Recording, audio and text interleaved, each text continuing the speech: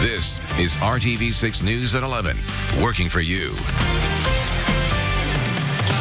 First at 11 with a record number of Hoosiers out of work and looking for unemployment benefits. RTV6 has been answering your questions about COVID-19 and how it impacts your job. Good evening. I'm Amanda Starantino.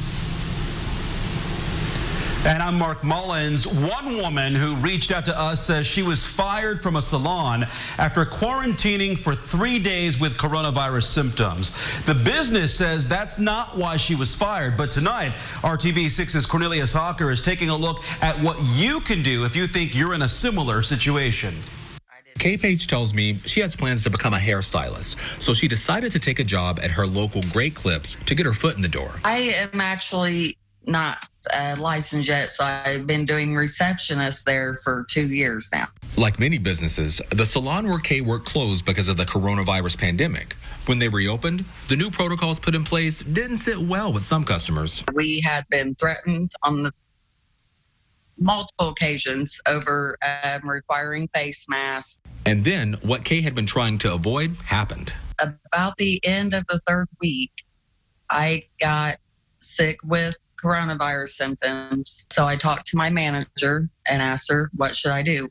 And she said that coming in for me was not an option and to go to the doctor. So I did. At her doctor's orders, Kay took 3 days off of work, returning with a doctor's note. But she says it didn't stop her general manager from letting her go. Being fired with a doctor's note in the middle of a global pandemic, it's just a lot. I reached out to the Department of Labor and the Department of Workforce Development to try and get some answers for Kay about the situation and anyone else who says they've been fired for similar reasons. I found out that within 30 days of being fired, you can file a complaint on the Department of Labor's website if you think you've been unjustly terminated for following safety and health guidelines. A department spokesperson also says you can find a lawyer who deals with employee rights to see if you have a case. The Department of Workforce Development wants people to know you are eligible for unemployment if you refuse to go back to work because you or someone you live with has COVID-19, or if you're quarantining on the advice of your doctor. And as always, it's important to get a doctor's note so you have documentation. Working for you, Cornelius Hawker, RTV6. Managers at the Great Clips where Kay worked in Newcastle tell RTV6 they did not fire her over anything to do with COVID-19, but rather multiple issues over the last 8-month period. At today's state briefing, Governor Eric Holcomb talked about how the pandemic will impact Indiana's budget moving forward. Most state agencies are cutting budgets by about 15%. Higher education schools are being cut by about 7%. But the governor says a $183 million increase for K through 12 funding has been spared.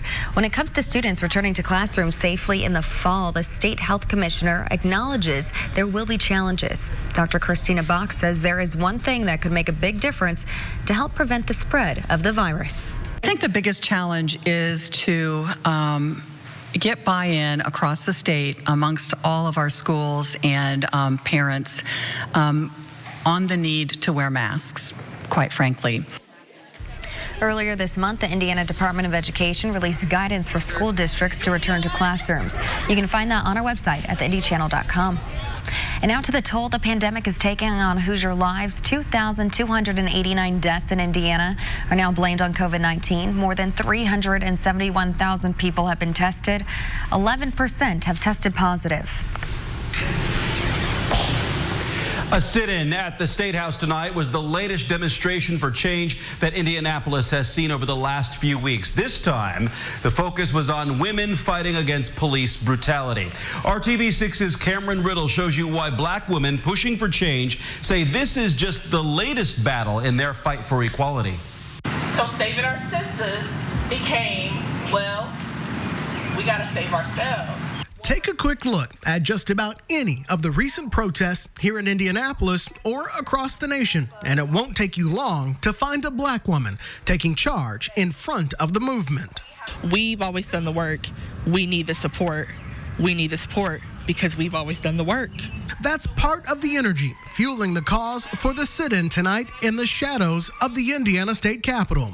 Raven Ragel is the National Action Chair of Don't Sleep, which organized the sit-in. Ragel says the goal is to fight for black women who fight for everyone else, while sparking action on a number of issues black women face every day. Whether it be maternal health, mortality, going missing at alarming rates, sexual violence, domestic abuse, and so many other health disparities that we can't even fathom. Tonight, these women are calling on both lawmakers and everyday citizens to get to work and improve the lives of black women in America. They say there is work legislators inside the State House can do to take the issues on via paper, and people outside the building can make sure people inside are getting it done. A lot of the times we're the ones who are lifting the paperwork. We're the ones going up in the State House asking representatives for meetings. A lot of the times we're the ones who are out fighting, going up to police stations, begging for our black men to be let out of jail off of senseless crimes. Yet we're lost. The women leading yet another charge say that message is for anyone with ears. In Indianapolis, Cameron Riddle, RTV6. Tonight, protesters with Indy 10 Black Lives Matter organized a peaceful protest geared toward families, this time in front of the Indy Police Union headquarters. Messages drawn in chalk honor the lives of Dre John Reed and Mikhail Rose. The two young black men were shot and killed by IMPD officers within hours of each other. Protesters say peaceful demonstrations will continue to pop up around Indianapolis until all details in the deaths of Reed and Rose are revealed to their families and to the public. They should not have fired a taser at him, especially given that he was posing no threat, no physical threat to them. They should not have shot him. As we see new video released in the Dre John Reed case, lawyers who represent his family continue to cast doubt on what IMPD says happened. Surveillance obtained by Call 6 Investigates is one piece of a complicated puzzle. It gives us a new and brief look at the moment after a police chase turned into a foot chase that ended in 21-year-old Dre John Reed being shot and killed by a Metro police officer. Call 6 Chief Investigator Rafael Sanchez talked to attorneys and Reed's mother, who believe an independent investigation is the only way to uncover the truth. As the police chase ended, the surveillance video shows Dre John Reed then in a foot pursuit with Metro Police. Reed is seen running with a T-shirt in his left hand and two cell phones in his right hand, based on his Facebook live stream, which kept on going. Officer DeJure Mercer, whose face we're blocking until Metro Police releases his department picture, runs behind the 21-year-old. There are witnesses, and there are eyewitnesses, and eyewitness testimony is very powerful evidence as to what happened. Of course, the officer who did the shooting is going to say that Dre John Reed that day shot at him, because he knows that the use of force, the use of deadly force, was not authorized, and he's going to be in trouble. I would even go ahead and say that the use of the taser was too much for Mr. Reed. He did not pose a threat. And that's not how Metro Police sees it. They attempted to stop the foot chase by tasing Reed. That did not work. They say that Reed shot at them before he was killed in an exchange of gunfire. The series of events from May the 6th, now the focus of a state police investigation at the request of a special prosecutor. Are you confident that this special prosecutor will be able to do her job to get you the answers that you need, but the public needs? I feel that she'll give and do her job. Her choice is to go with ISP. Do not want IMPD looking at anything. Reed's mother is still hoping the U.S. Department of Justice will step in. The system is not set up for people for the police to police themselves. And that doesn't mean that we stop fighting. That doesn't mean that we stop working towards that. But the way it exists now, and especially without federal oversight, without that independent voice, it's going to be extremely difficult. So are you confident in Ms. Curry? Will be able to do her job? I believe so. You know, if she looks at the evidence, I think the outcome should be clear. Working for you in Indianapolis, Rafael Sanchez, RTV6. And click on this story on our website at theindychannel.com for a more in-depth look at this developing story, including videos, documents, and interviews. 4 people are dead and at least 13 are injured after a violent day across Indianapolis. Police were called to a shooting outside of a West Side apartment complex on Cimarron Trail near 10th and Country Club Road around 9:30 tonight. Officers found 1 man dead. Another was injured and taken to the hospital. At 3 o'clock on the east side, police found a woman shot to death and a man in critical condition on Post Road near 16th Street. Investigators believe the shooting actually happened about a half-mile away near 21st and Post. And just before 1:30 this morning, IMPD officers found 2 men shot to death inside of a crashed car near 46th and Arlington on the northeast side. Investigators believe a 3rd person may have been in the car because they found a trail of blood at the scene. Possible motives have not been released in any of these cases. We'll bring you new information as we learn more here, though. And violence in the city often increases over the summer. Many local organizations are dedicated to preventing that, especially when it comes to young people. That includes ML and Trip Mentoring Outreach Center on the northeast side. The organization just started a youth employment initiative. Kids in the program will beautify the center's grounds on North Sherman Drive and eventually help start a community garden. The center's co-president says the goal is to help keep young people out of trouble now and in the future. Teach them different life skills and different skills that they can use for a lifetime. They'll be able to support their families and make better decisions and do a lot better for themselves. Participants will earn a bi-weekly stipend thanks to grant money from the Central Indiana Community Foundation. Kevin. I'm set to zoom in on our Father's Day weekend forecast. May include our hottest day of the next week and our best chance for rain. What's the risk of getting COVID-19 if I want to eat out at a restaurant, inside or outside? Coming up, experts in infectious diseases answered that question.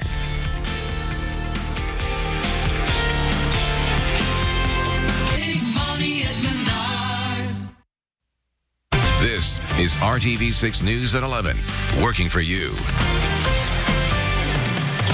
2 Atlanta police officers have until tomorrow evening to turn themselves in. They now face charges in the death of a man found asleep in his car at a Wendy's drive-thru. ABC's Doreen Shaw reports the district attorney announced and explained the decision today. This Atlanta officer seen shooting Rayshard Brooks, a black man, in this Wendy's parking lot Friday, now facing murder charges. The first charge is felony murder. Garrett Rolfe was fired a day later, now accused of 11 charges, including felony murder. He faces life in prison if convicted. Officer Devin Brosnan facing 3 charges, among them aggravated assault. The county prosecutor saying these pictures of Rolfe kicking Brooks and Officer Brosnan standing on Brooks' shoulder were critical to his decision. Officer Rolfe actually kicked Mr. Brooks while he laid on the ground, while he was there fighting for his life. Investigators say they combed through 8 videos, including this police body cam video when Officer Brosnan first arrives. He finds Brooks blocking the drive-thru, asleep behind the wheel. Copy 41, no injury. Sir. 25 westbound at Jones. What's up, man? 25 west. Hey, you're parked in the drive-thru right now. Hey, sir. All right, you good? Yeah. Brooks wakes up, moving his car to the parking lot. Rolfe arrives next, asking if he will take a DUI test. Hold on, Miss Brooks. Will you take a preliminary breath test for me? Just yes or no? I don't want to refuse anything. He is allegedly above the legal limit, and the officers try arresting him. Brooks refuses, grabbing an officer's taser, taking off. He reaches back with the taser, points it at the officer. That's when Rolfe starts shooting, killing him. Rolfe's lawyer says his client heard a sound like a gunshot and saw a flash in front of him. Fearing for his safety and the safety of the civilians around him, Officer Rolfe dropped his taser and fired his service weapon at the only portion of Mr. Brooks that presented to him, Mr. Brooks' back. Brosnan's lawyer says at no time did Devin ever pull out his service weapon. He never had a chance to activate his taser. But the prosecutor says the taser Brooks wrestled away did not have any more rounds when shots were fired at Brooks. He also says officers let Brooks bleed for 2 minutes and 12 seconds, kicking and standing on him during that time before trying to save him. I felt everything that he felt just by hearing what he went through. And it hurt. It hurt really bad. Both officers have until 6 o'clock Thursday to turn themselves in. Zoreen Shaw, ABC News, Los Angeles. A discovery in Howard County, a pond there this afternoon, could lead to answers. Investigators recovered a car covered in algae with human remains inside. They were called to Webster Street and 300 North in Kokomo after someone fishing in a retention pond spotted the vehicle. No other details on this have been released. And if you saw thick black smoke near downtown this evening, this is why. A garage fire on Central Avenue near 14th Street just before 7:30 this evening. IFD says someone called 911. Some callers reported hearing an explosion. Firefighters say that may have been tires popping or gas tanks blowing inside the garage. No injuries are reported in this. And now to the forecast. Kevin joins us now, tracking more hot and sunny days ahead. Kevin. We hit 85 today. We'll be 7 degrees warmer at some point in the 7-day forecast. I want you to get a good look at this. Just like last night, we had some spectacular sunsets across central Indiana, just depending on the cloud cover that you had. This is up in Monticello, Lake Schaefer. Jeffrey Manny's with this picture. Thanks for sharing it, and thanks to all of you who shared sunset pictures on my Facebook page this evening. Off to the east, showers. They're starting to slowly come back to the west around low pressure, and that means we could have a shower in the southeast portion of the state tomorrow. Let's jump to 3 o'clock. Notice towards Cincinnati along Interstate 74. These isolated thunderstorms could push toward Richmond, Connorsville, Batesville, Versailles, really staying in the eastern portion of the state, closer to the Ohio state line. But as we get to the weekend, Saturday and then especially Saturday night, Sunday, our chance for everyone to see a thunderstorm will increase, and temperatures will also be climbing. We'll break down tomorrow for you. By noon, we're already at 82. We should be 2 degrees warmer than today. Clouds will increase in the afternoon, and that chance of a thunderstorm eastern Indiana, 87 the afternoon high. As you look at other temperatures around central Indiana, all upper 80s. Richmond just a little cooler. You'll have a few more clouds in the eastern portion of the state. Friday, we're between weather systems. You've got the low pressure area to the east, a cold front to the west. We sit in between dry, but the chances for showers and thunderstorms will increase over the weekend. Our temperatures will surge, especially on Saturday, but we set the stage Friday. Everyone just around 90 degrees for the afternoon high. That would be, by the way, the first 90-degree temperature that we've had in Indianapolis so far this year. We averaged 3 during the month of June and 15 for the summer. Temperatures in the south are around 90. Saturday, the warmest day in the forecast. Temperature into the low 90s. Depending on the timing of thunderstorms, those probably hold off, though, until late in the day. Chance will go up a bit Saturday night. Then on Sunday, scattered thunderstorms on Father's Day. Monday, 86, still thunderstorms around. As the temperature decreases, so will our chance for rain and thunderstorms.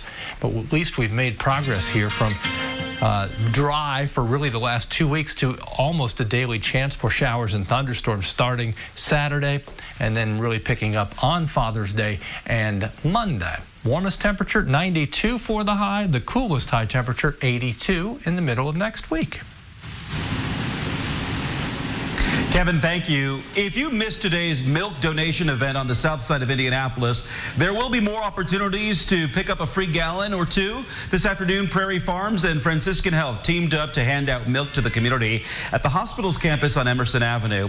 The milk was produced and bottled yesterday. Volunteers say people are welcome to take as much as they need. We had one lady who said that she was the Uber driver for her family. She took about 6 gallons and was going to pass it out for her mom, her sisters, and her nieces and nephews. So it's very good. People are very generous in what they take and share. Organizers say Prairie Farms will hold more giveaways in the coming weeks in honor of National Dairy Month. A reminder, you can help people who may be struggling to put food on the table. RTV6 is teaming up with Kroger to help support second helpings. Now through Sunday, you can round up your grocery bill or select a donation amount of your choice when you check out at select Kroger locations. If you're not familiar with second helpings, the nonprofit helps get food to people in need in many different ways.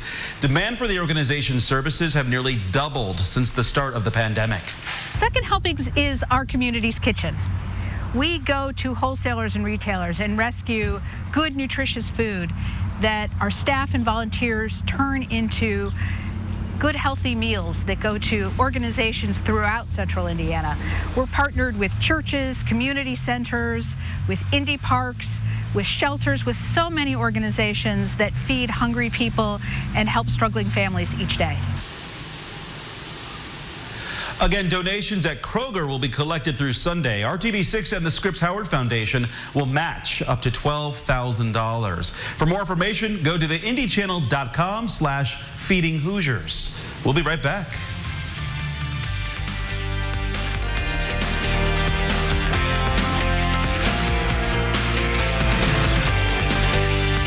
Internet and savings on wireless. Call or click today.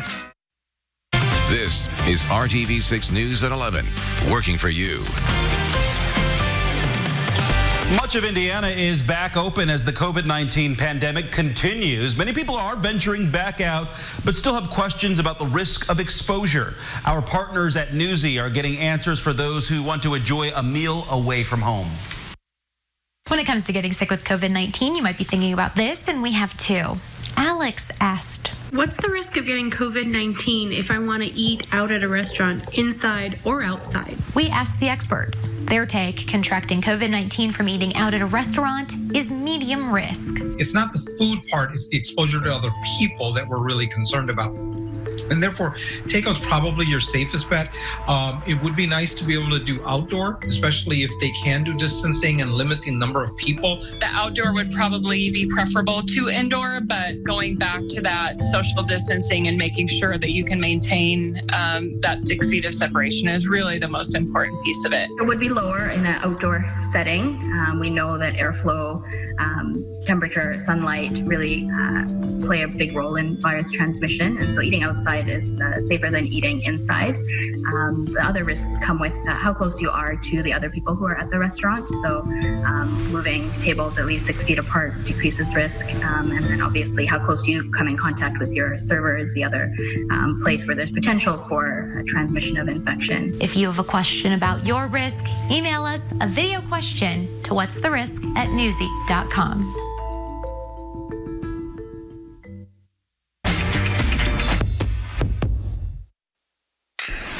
Colorful signs and balloons helped mark a special milestone for students this afternoon. St. Joseph Institute for the Deaf on the northwest side of Indianapolis held a parade. Every year, the program celebrates students who are ready to return to their local community schools. A traditional graduation was not an option now due to the pandemic, and the Institute teaches young deaf children how to listen and speak through cochlear implants or hearing aids. Kevin, they picked a great day for this parade. We have had a lot of beautiful days. It gets steadily warmer as we move along. 82 at noon tomorrow. Lots of sunshine, just some fair weather clouds in the afternoon. 87 the high temperature. And as I mentioned, Friday should be the day where we hit 90 for the high. Mark? All right, we made it through hump day. Now the downward slide. Thanks for joining us here on this Wednesday night. We're back with you at 4:30 a.m. for Good Morning Indiana. Have a good night, everybody.